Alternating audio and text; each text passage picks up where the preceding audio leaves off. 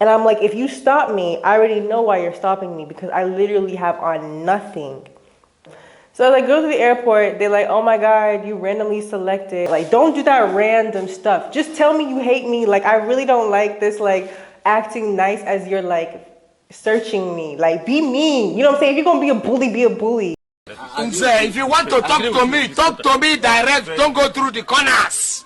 And I just was like, okay, what is it now or whatever. Why did she immediately go for my hair? Sometimes it don't make no sense. Does it really? Hi, welcome to Mayowa's world. Y'all, I haven't made a video in, I think about 2 weeks because I have been traveling back to Nigeria.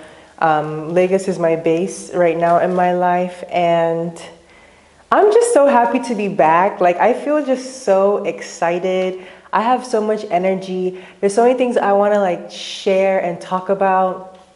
And I'm trying to like pace this video appropriately. But before anything else, hit that fucking subscribe button. Yeah, you subscribe, like. If you feel moved by what I'm writing and you want to comment. The comment sections of my videos is always like really, y'all are funny.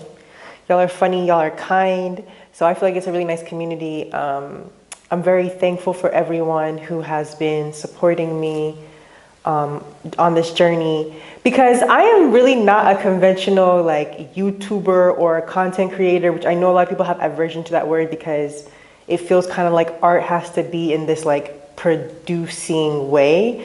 But I just say that to like when I think of myself as a content creator, I just hold that as one thing versus when I'm making art or doing other things. I like that I can just communicate the things going on in my life. And as you know, I am really not a conventional YouTuber at all because I started off doing hair, like content.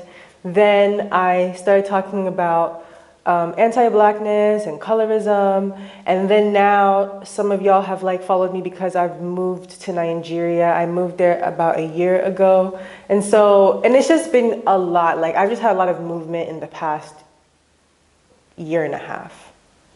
Like, I've been in like 5 cities in the past year and a half, almost 2 years. Like, I was living in Germany, I was living in Berlin. Let's even rewind it more. I was living in Bonn, Germany. Then I was living in Berlin, Germany. Then I moved back to Atlanta. Then I moved to London. Then I moved to Lagos. Then I went back to London. Then I went to Atlanta, and now I'm here back in Lagos. And so I just really love being back. Like, I just feel a certain sense of comfort being here. But I'll get into that in the later video. I wanted to talk to y'all about my experience at the airport. And this is not just my experience now at the airport. This is the experience I've had since I've had my hair freeform, to be completely honest. But before we get into any of that shit that is like intense, let's get into the outfit. Let's get into the outfit, because this outfit, I know I say this every episode or whatever, every like video, but I'm loving this. I love white. I love a good white. I don't know if you guys can see the makeup. I'm looking at my camera, but the makeup is also, it's giving. Like, you have to be here in person. And then like another element that we're not talking about is like, if you was to smell me right now, I smell so good. Like, I got a new perfume. You know, I'm using some oils. I got shea butter in the market here. I got my nice black soap in the market. Like, my body, like, are you seeing the skin? The hair is herring. You know what I'm saying? She's back in the water. She's back in the ocean. I'm just feeling very, very refreshed. And I'm just really happy. Like, I'm just happy with my life decisions right now. And just, I'm in a time where I'm really enjoying myself. But now to talk about a shit, whatever that had happened. So let me first explain to you my flights. Okay? Because one thing about me is like, I don't feel like I'm necessarily someone who's really good at finding flights. Like, I'm not one of those people. Like, I know some people are like, oh, you find flights on Tuesdays and you got to keep searching them. I don't necessarily like have like a system like that. But what I am good at is like, I'm just good at getting deals on flights, like deals that would normally be very expensive. I'm good on getting them. And one thing that I do is I'm willing to go. This is not something I'm proud of, but it's just something I've done. Your girl has done 40-hour flights in the past. In my past, you know what I'm saying? Your girl has done 40-something hour flights. Your girl has done 27-hour flights. Your girl has stopped in really random countries because one thing about me, I'm gonna get the cheapest deal every time. So I got a flight, and I also so I'm saying, so if you stop in like kind of random countries, or if you plan your location to random countries, it's better than just trying to get a direct. So when I was in London, I was looking for a flight from London to Atlanta, and then I already had a flight from London to Lagos. So I just needed to, because I wanted to see my families, which I'm sure you guys have seen in the videos. I was back home in Atlanta for a while, but I wanted to see my family, and I got a flight that was a direct flight to Atlanta the first time, but the second on the way back, I was gonna have a 9-hour layover in Jamaica. I was like, bet. Like, you know what I'm saying? I had never been to Jamaica before, and I was just kind of like, them's my people. So I want to see what Jamaica is alike. Like, and I know most people wouldn't want to have a 9-hour layover in Jamaica or something because maybe they're like, I don't know anybody there. I don't know where I'm gonna go. But I was really just feeling like I was really just excited because I'm very like fascinated, infatuated. I have a certain relationship to those who are like West African and also descendants of West Africans through chattel slavery. So Jamaica has always been somewhere that I've been very, very like interested in. So when I had gone to Jamaica, like first off, that country is so beautiful and everything was so pretty. And just wanted to say too, I'm fully vaccinated. I got fully vaccinated before I flew. And one of the main reasons I got fully vaccinated was because I knew that all the travel fees, if you're not fully vaccinated, would be very expensive. Went to Jamaica, I'm trying to get back into London, and they can't find proof of my first vaccination. So I'm like, and I have the second vaccination in Atlanta, but I'm like, I'm fully vaccinated, so like, what is the issue? Longest story short, the pharmacy that I got my first vaccination in lost my records. They have no proof of me getting vaccinated. They have no proof of me even being in that establishment. And because they had no proof of it, I had to pay more money, and then I had to go quickly and get tested for COVID in Jamaica. These were like things that I really hate negligence, and I don't know if y'all know, like if y'all follow my Patreon, pubbing my Patreon, you may know that I have a lot of medical trauma. Like I feel like every single time I have gone to like a doctor, for the most part, I'd say about 90%, they've been really negligent. If it's like them forgetting to do a procedure that I had paid in advance to do, them doing malpractice, them just forgetting, like I just feel like that always falls heavy on me. And as we know, like black women in medical, I don't need to explain it. If you black, you get what I'm trying to say. It's not good. I got a vaccine there. They literally didn't record it. Thankfully, I had the card that they had given to me. And when I went to the pharmacy in the UK to go and talk to him about it, because that mistake had cost me, I had to quarantine in the UK for 10 days, which means that I wouldn't have made my flight back to Nigeria. So I had to move everything around and pay more money. And when I had confronted him about it, he pulled me into a separate room so that people couldn't hear. And he was like, oh, it was a glitch in the system. It's a glitch in the computer. Like what else in life can you say it's a glitch? Like, imagine if I hit a car and I say, oh, I'm sorry, it was a glitch. Like, that's not a glitch. Like, a glitch would be maybe you didn't put the type of medicine I used. A glitch would be like, maybe you didn't put my date of birth. But a glitch as in like, I didn't exist in this system. But anyway, it ended up being sorted. And when I was in Jamaica, I ended up meeting Nigerians. Like there's like a big Nigerian community in Jamaica. And I was just like really feeling the energy. And that's something that I really want to do. Like I want to go back there because it's only 2 hours from Atlanta or maybe even less. But I just had literally like never gone. But Jamaica's on my list, okay? So now I had to stay 10 days in England. The weather is terrible. The weather, like the sun is setting at like 2 or 3 p.m. What human, like when Satan created evil, What was the sun? Like the sun and Satan, like the sun doesn't come out. So I'm like falling into a seasonal depression because the sun is not out. And then it's like, even when the sun is supposed to be out, it's not giving. Like, you see how I'm wearing this dress and I'm giving you, like, I'm wearing the dress, I have the colors, I'm looking good, I'm showing up. The sun, from them little 4 hours that it was there, or 6 hours the sun will be setting, it wasn't even giving. It's giving depression, it's giving clouds, it's giving rain. So I couldn't really, like, I felt so depressed when I was in the UK because the weather was so terrible.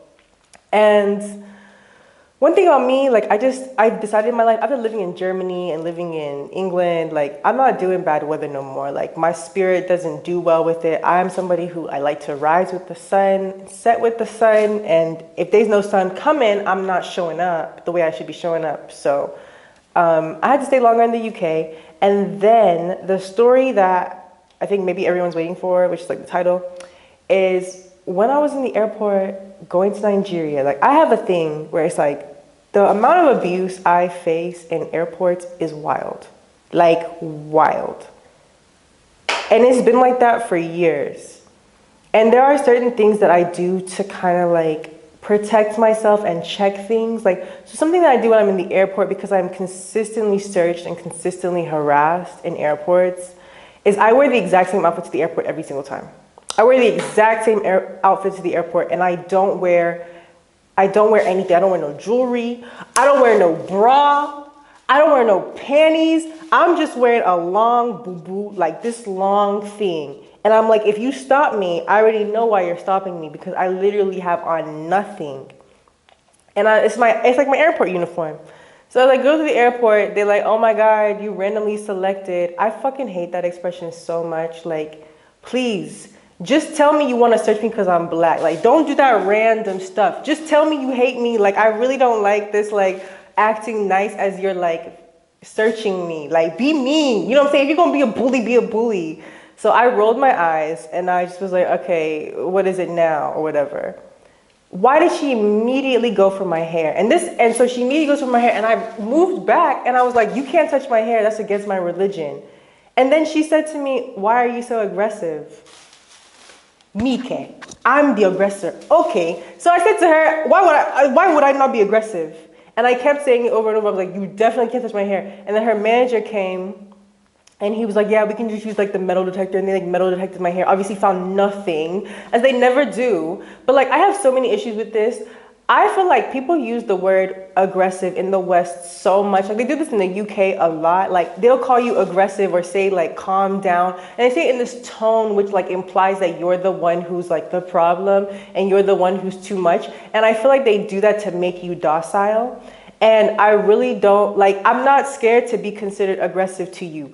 You was about to touch my hair. You wasn't even gonna ask me for permission, and then I'm aggressive for telling you no. Like, this is how fucked up the system is that the person who wants to defend themselves is seen as the monster. But baby girl, I will be a villain and I will be a monster every single time if that means I'm doing what's right for me and protecting myself. And like, before, I used to be so scared to assert myself in the airports. Like, this is, you know, I've had my hair searched, or people try to search my hair over a dozen times. And I would always freeze up or get nervous or wonder if it's something that I'm wearing. But since I have this like system in place where I know that I am always wearing the same thing, I can just already tell when they're searching me because of my hair and I'm black, or if it's because of whatever. And before anyone in here says, oh my God, it happens to me too, and you're white, I beg, my dear, is it happening to you every single time? Like, for me, it literally happens every single time. Every single time they will come, when I'm leaving the airport, I'll be asked to stop. They will open my bag, scan my black soap, ask me about my seasoning, ask me about why my pepper soup seasoning looks like this, scan my pepper soup seasoning, scan my shea butter, scan, and this is, I'm talking about after I've gone through all those security customs. Like, one thing is like, you're not about to gaslight me. I already know when I'm being profiled. If you live in a body like this, you can tell when you're being profiled. And the fucking airport at Heathrow, they stay doing this to black folks. They stay trying to search people's hair. And it's like one thing that they should do. If you're gonna even do some violating shit like that, you should say to someone, if that little thing goes off off or whatever, or you find them randomly suspicious, say to them, hi, I am about to search you right now, and I'm going to start with your head or with your body. Y'all motherfuckers is touching my titties in such uncomfortable ways, like, and I'm not wearing panties, so you know when you're searching me, you're looking dumb. You're looking dumb, and you guys are just really like, it just feels so violating. It really like ruins my mood, and I just feel so tired. Like, and it also what sucks I don't like is like they don't wear badges, like you don't know their names, and they do that on purpose. Like they intentionally like to be anonymous. And another thing that I started doing is when people search me, I ask them for their names, because I'm like, but I didn't ask this lady because there was already wahala in the airport. Like I was already running, like everybody was running late. But this Heathrow airport, like it's very intentional. And I don't like when people do very like racist things to me and seem innocent. Like, own it. So anyway, that was like a very big mood killer. But then I arrived in Nigeria where it's surprising to like everybody's expectations. I had like really no issues. Like everything was super, super smooth. You know, I got there, you know, there was little fights and little tussles breaking out. You know what I'm saying? Little normal things here and there. Which makes me just feel like, I'm just like, okay, you know. And then I get to my place. Now I'm here. Bro, the insects, like I be forgetting what it's like every single time. These insects are trying to take me. Like the cockroaches here, and I know everyone feels like, oh, you always talk about insects being gross. It's like, I'm not even that scared of insects, but like here, it really freaks me out because it just doesn't feel like they don't stop. Like they're working overtime and forward time. They're always working. Like there was a cockroach on my wall and I sprayed it with bug spray. Why did it fly and then land in the sink and I tried to drown it? It was swimming. It's like you can't, how do you fly, walk, and swim? And then these ants, like, I don't know. It's like these ants, oh my God, I'm so sorry. But like, I got this candy from Atlanta, wrapped. It was wrapped. I opened the bag, but each candy is wrapped. You know what I'm saying? Like a Tootsie Roll wrapped or whatever. It wasn't Tootsie Roll, but it was like a sour candy wrapped. I had one, put it back up on my shelf. I went to go get another piece of the candy. At night, the electricity has cut, okay? There's no, you know how scary it is? There's insects and they have no light, okay? So I'm getting the candy. And I'm feeling something on my hands and on my chest. And I go into my room, I get my lunch, there's ants crawling on my, because they have taken over my candy, like they ate. There were so many ants inside the candy. It was, my soul left my body. I was thinking about just stopping, like the life, like retiring myself. It was so bad, like, and now it's like whenever I feel anything, I'm slapping my body. So this is something that I'm trying to get used to, but you know, I'm not getting used to it yet. But now it's like, now when I kill these insects, like I feel the venom in my heart. At first I was killing cockroach like, now it's like I'm mad. Like, why do you keep showing up here? I'm mad. So yeah, that's like my insect updates. But for now in Nigeria, I just feel like I really want to adorn myself because when I'm here, I just feel my most beautiful. I don't know what it is. I do know what it is. It's like literally white supremacy. That's actually what it is. That's why you always kind of feel like, I don't know, in the West, I just kind of feel like, I feel like I can be very beautiful, especially like in Atlanta. But I always feel like when you start to get to bureaucracy, like people really want to knock you down. Like, you know, I feel like at the airport, I feel like as a black person in the West, like when you shine very big, people intentionally want to like knock you. It's like they don't mind when you have some confidence, but when you start getting to a certain point where you're like, I'm really owning it, they really try to knock you down. And so I just kind of feel like that's how I feel in the West. So here I just feel like a different type of energy and also a different connection to nature, because there's one thing I'm going to do, baby. I'm going to swim. I love to swim. So I just feel, I love the heat. I love the swimming. The only thing I'm not really liking is the insects. But I don't know, you know, like I don't know what kind of content I'm going to make here in Nigeria. I was wanting to make vlogs. I feel a little bit nervous, which I will talk about that. I talked about that on my Patreon if y'all want to join it and here. But let's just see how this goes. And I'll make a video next week. Who knows what I'm talking about next week. But I really like that y'all just kind of flow with me along this process of like my life just kind of being like water or being like, you know what I'm saying? Like I really like that. I can talk about next week about turtles, and I know y'all will be in the comments like, oh my God, I love turtles too. So I'm just really happy with that freedom that I feel. But if you've made it to the end, you already know what I'm about to ask y'all. I'm about to ask y'all, what is the favorite part of the outfit? This outfit, you know, I'm not wearing jewelry. I'm getting a nameplate necklace made that will come mid-December next month. I'm very excited because I love a good nameplate. But I'm gonna show y'all the outfit.